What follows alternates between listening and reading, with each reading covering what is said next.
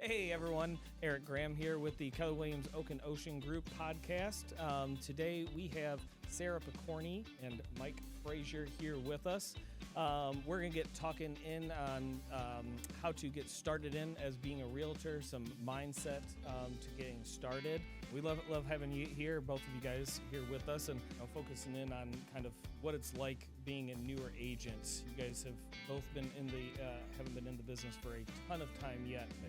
What were some things as you guys were getting in, maybe some things that you thought it was going to be like being a realtor, but what were the actual realities of it once you guys got into real estate and selling? Well, the first thing that comes to mind is just throwing a whole bunch of stuff against the wall and trying to figure if it sticks or not. Yeah. And then the problem with that is, like, when you're throwing a whole bunch of stuff against the wall, like, you really, like, everything was falling off. So like, you don't know what sticks because you're just, like, spinning your tires, like, you know what I mean? Just spinning your wheels pretty much. And, like, as an individual, Elena, who was on the team now, she was like my mentor going into it. Okay. And there's a lot, but she was catching her stride too. So it was almost like we were trying to figure out each other because she already had her kind of stuff set up. Yeah. And I was piggybacking off of her, but it wasn't necessarily like the recipe for success at the time. Well, consider like training and stuff. Sure. I needed the more training and more structure in that regard. So, and then the great thing about it and the worst thing about it is, like, I got like my first deal within like 2 weeks of me getting my license. Oh, nice. So I thought it was gonna be like easy. Yeah. You know what I mean? So that was like the biggest thing, and I'm just like, it's been like 3 months since I had my first deal. So yeah. Early success that kind of had those expectations almost brought up even higher to a degree. Mm-hmm. And what I heard from you, and once again, correct or elaborate any more with this, but kind of the difference from Sara, you were just throwing up things, not sure if they were going to work, didn't have a real plan, a process. Got with Elena, started to make a little bit more sense. Yeah. You're able to start developing, and then coming over here to our team, that's when you're really, as you said, beginning, you're really starting to feel like you're catching your stride and understanding, what those day-to-day operations and processes should be. Mm-hmm. And then I just like being on this team, like, too, is just, you're just so many, and I discussed it last time I talked, there's just so many aspects of the team and people that you can go to. Yeah. I didn't have that before. Even when I was on a team, it just wasn't as structured as this, and not because of anything they did wrong. I'm never going to talk bad about those guys. They're good to me, right? But for what I needed personally, it wasn't a good fit. So being here, and Elena kind of talked to me about it because she was here a year before I was, and I was with those guys. So she explained to me what was going on, how things were structured. Oh, you're gonna love this, that, and the third. And at the time, you're just sitting there like, okay, like that's cool. But then I'm looking at Facebook, and it's just like under contract, so I'm like, right, I'm in the wrong damn place.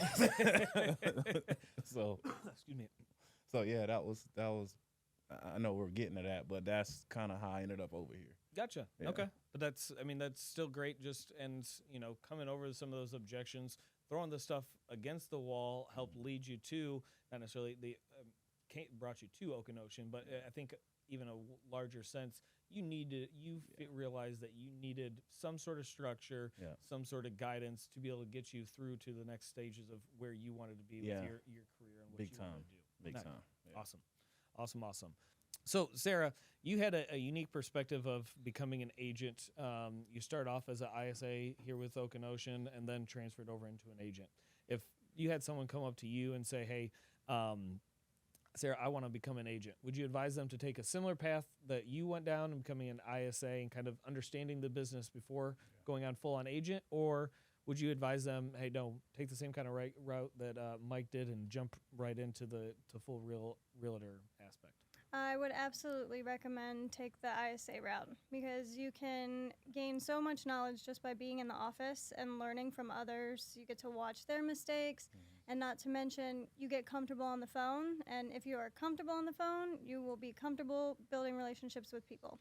And not to mention the rejection aspect that you get on the phone, whereas I'm prepared to have a door slammed in my face because I'm used to being hung up on 87,000 times over the last couple of years. Sure. So, and then also, cold calling is something that, with our market being, retirement, a lot of people don't have the texting and the emailing. So, cold calling, you are open up to a different set of leads. Mhm. And then that's something that I have taken from being an agent by watching all of you guys cold call also in the office. But I would definitely recommend at least doing 30 days as an ISA and get used to qualifying leads, because if you can qualify leads for other people, you can qualify the lead for yourself. That's a pretty important aspect that you've probably found becoming an actual realtor and making sure you're working with those quality folks, right? Yeah. 100%. Awesome. She's So- awesome, by the way. Just putting it that way, like just help, like on the phone and stuff, and help, and then teaching people how to do it. Yeah. And she's being modest. She knows how to teach it too. Oh yeah. So she does a great job, because she helped me last week with role play, and it was just like, yeah, this is da da da da. Okay, blah blah blah, da da da. Okay, da da da da. And I was just like, that makes sense. You make it sound real, so you can tell she's been doing it for a while. But that's why you get on a team, because the team is what taught me to do that. So if it wasn't for them, I would not have the phone skills that I have. Yeah. Or training skills. That's true. But I appreciate the compliment. Yep. I would definitely concur. Sarah is unassuming, but she will. She's a little beast in there, to say the very least. Thank you. Humble beast.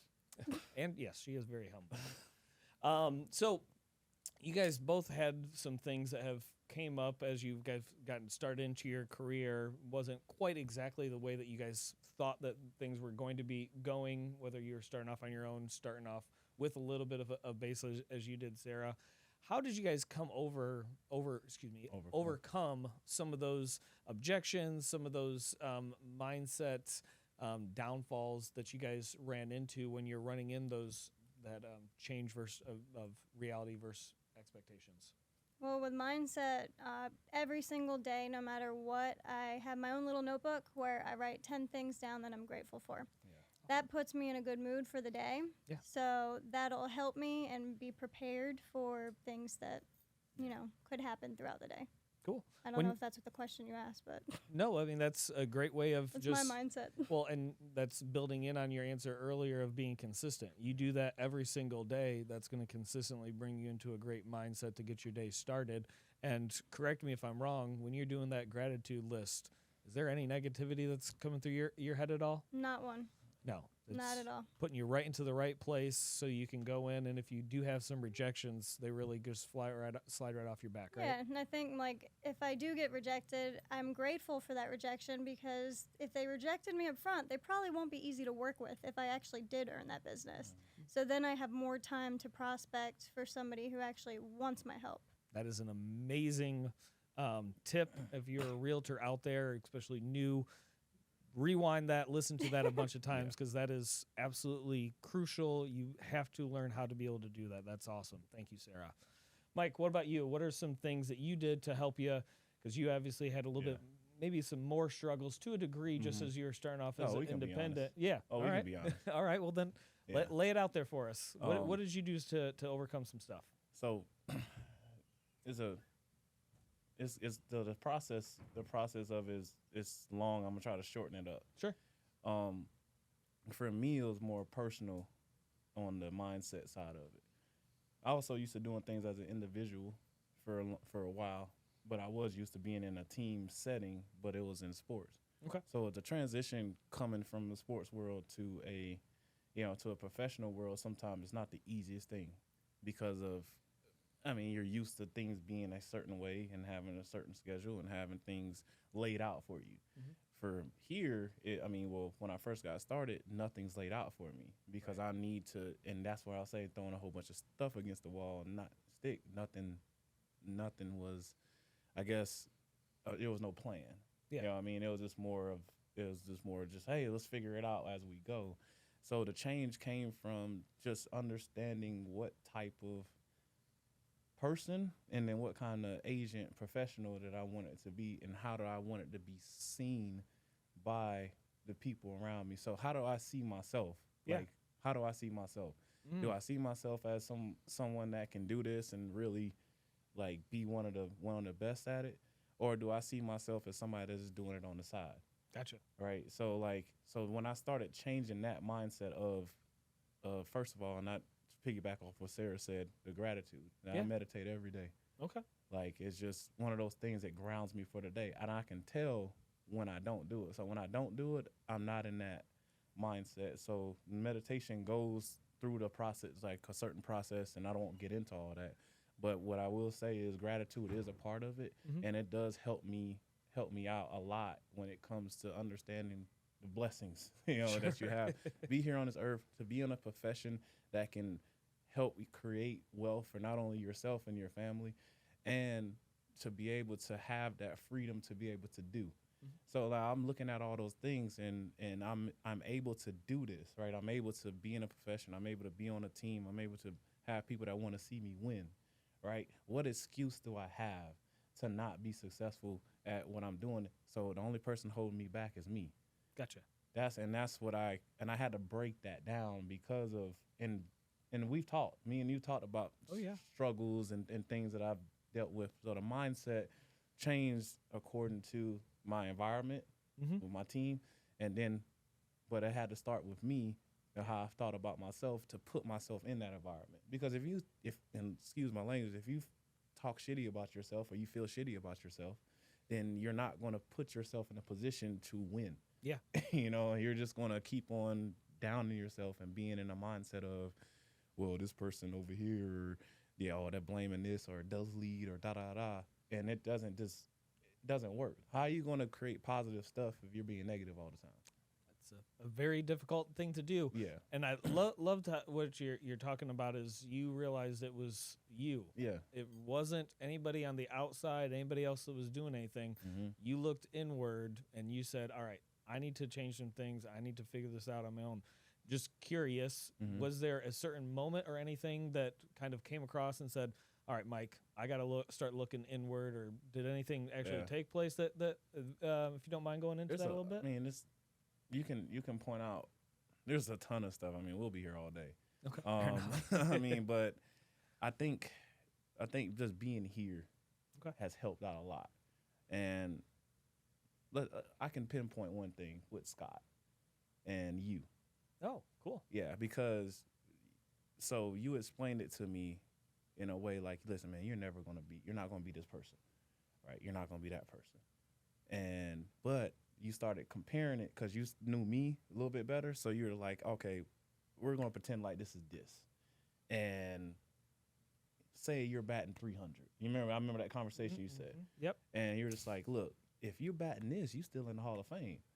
It's the same thing with real estate, right? If you do the stuff, if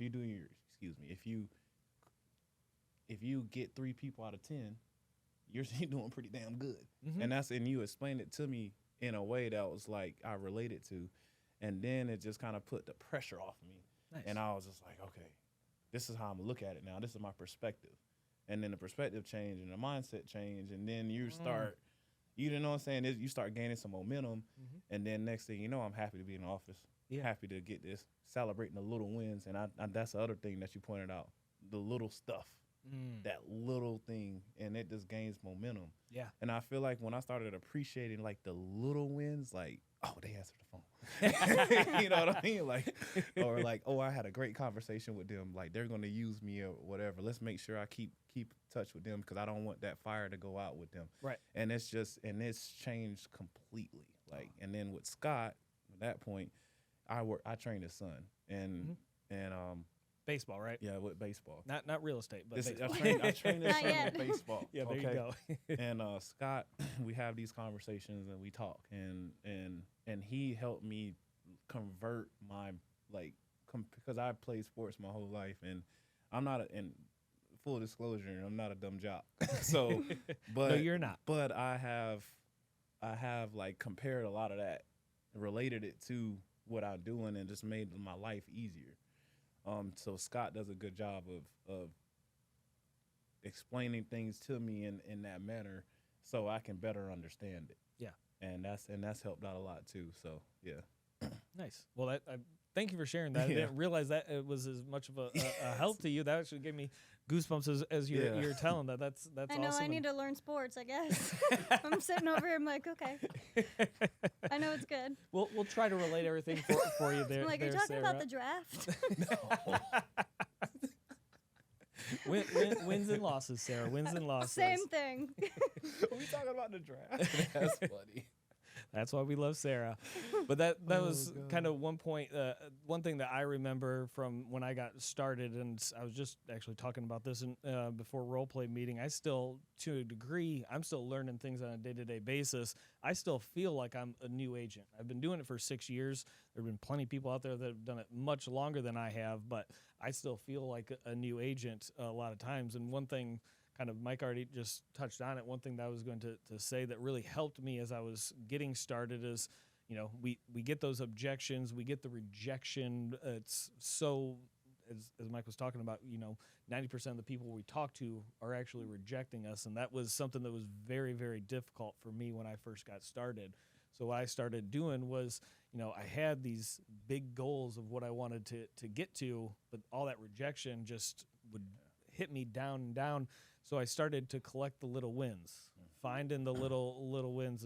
As Mike was saying, someone just had picked up the phone. They had a good conversation.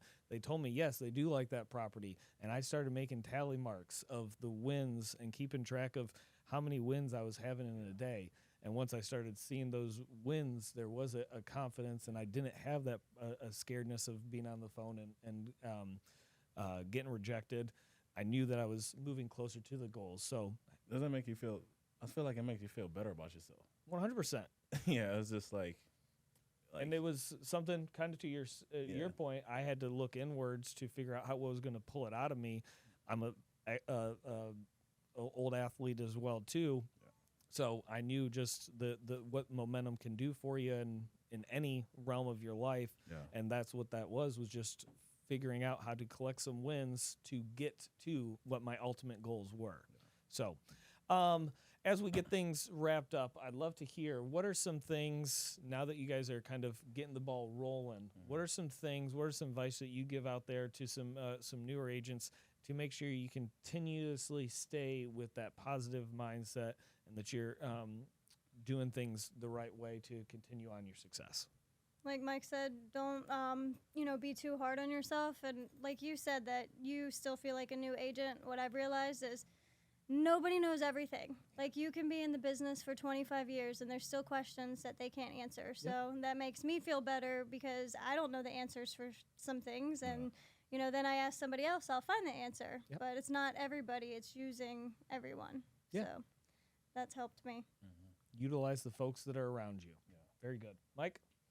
Can you repeat it one more time? Because I got so caught up in her answer. So like, I don't know if mine applied to your question, but no, it was perfect. The question, just moving forward, you've went through some, right? Yeah. Well, you've overcome some obstacles already. What are you doing to make sure you stay in that mindset and keep that momentum ball rolling? Just doing what works for you, and you just got to realize what works and what doesn't.